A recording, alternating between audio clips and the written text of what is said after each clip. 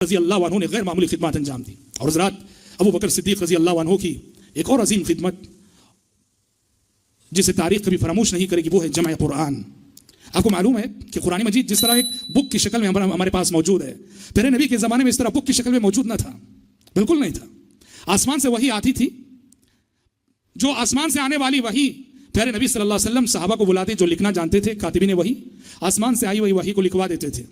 और ये वही लिखी गई चमड़ों पर, खजूर की छालों पर, हड्डियों पर, इस तरह मुख्तलिफ चीज़ों पर वही लिखी गई।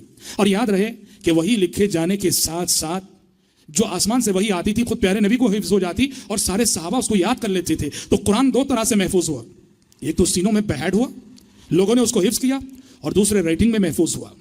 प्यारे नबी की जब वफात हुई तो राइटिंग में जो कुरान था वो खजूर की छालों पे था, चमड़ों पे लिखा हुआ था, हड्डियों पे लिखा हुआ था। जंग यमामा जो अबू बकर सिद्दीक के ज़माने में हुई, जंग यमामा में हुफ्फाज़ सहाबा शहीद हो गए। बहुत सारे वो सहाबा जिनके सीनों में कुरान महफूज था शहीद होने लगे। उमर बिन खत्ताब रज़ी अल्लाह अन्हु ने अबू बकर को मशवरा दिया कि अबू बकर क्या ही अच्छा होगा कि ये कुरान मजीद जो राइटिंग में है और खजूर की छालों में, चमड़ियों में, हड्डियों में, इसको हम एक किताब की शक्ल में जमा कर देंगे। हज़रत अबू बकर को पहले शरह सदर ना हुआ, कुछ सोच कर बाद में शरह सदर हुआ। हज़रत अबू बकर ने फैसला किया और जमे कुरान की जिम्मेदारी दी सहाबी रसूल ज़ैद बिन साबित रज़ी अल्लाह अन्हु को। ज़ैद बिन साबित को इसलिए जिम्मेदारी थी कि ज़ैद बिन साबित रज़ी अल्लाह अन्हु कातिबीन वही में सर फहरिस्त आते हैं। आसमान से आने वाली वही का बड़ा हिस्सा ज़ैद बिन साबित ने अपने कलम से लिखा था। हज़रत ज़ैद बिन साबित को जिम्मेदारी दी और उनके साथ एक टीम कर दी। हज़रत ज़ैद फरमाते हैं अल्लाह की कसम जमे कुरान की ये जो जिम्मेदारी अबू बकर ने मुझे दी, मुझे यूं महसूस हुआ कि अगर अबू बकर ये कहते कि ज़ैद इस पहाड़ को यहां से उठाकर वहां रख दो, वो मेरे लिए आसान था कुरान मजीद को जमा करने के मुकाबले में। क्यों इतनी बड़ी जिम्मेदारी?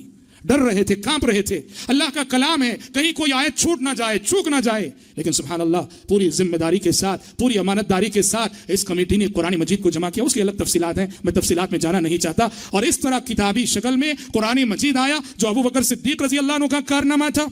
अबू बकर सिद्दीक रज़ी अल्लाह अन्हु के बाद ये कुरान हज़रत उमर के पास था, हज़रत उमर के बाद हज़रत हफ्सा के पास था, हज़रत हफ्सा से हज़रत उस्मान ने लिया, जैसा कि हम हज़रत उस्मान की ज़िंदगी में बताएंगे, और उसके कई नुस्खे बनाकर हज़रत उस्मान ने आलम इस्लाम में फैलाए। इस तरह कुरान मजीद जैसे सीनों में महफूज था वैसे कुरान मजीद राइटिंग में भी महफूज हो गया। तो हज़रात जमे कुरान मजीद को इकट्ठा करना, कुरान मजीद को जमा करना अबू बकर सिद्दीक रज़ी अल्लाह अन्हु का बहुत बड़ा कारनामा था। वफात से पहले की बात है। अबू बकर सिद्दीक रज़ी अल्लाह अन्हु एहसास जिम्मेदारी के साथ जीते थे, खलीफे रसूल थे, और सुभान अल्लाह खलीफे वक्त होने के बावजूद बड़ी सादा जिंदगी गुजारी। बैतुल माल से जो हक उन्हें मिलता है वो हक भी नहीं लिया करते थे। वफात से पहले अपनी बेटी आयशा को बुला के कहा कि बेटी आयशा, ये देखो ये 3 चीजें जो बैतुल माल की मेरे पास हैं, एक है ऊंटनी जिसका दूध मैं पिया करता था, और एक बर्तन था, कहा कि ये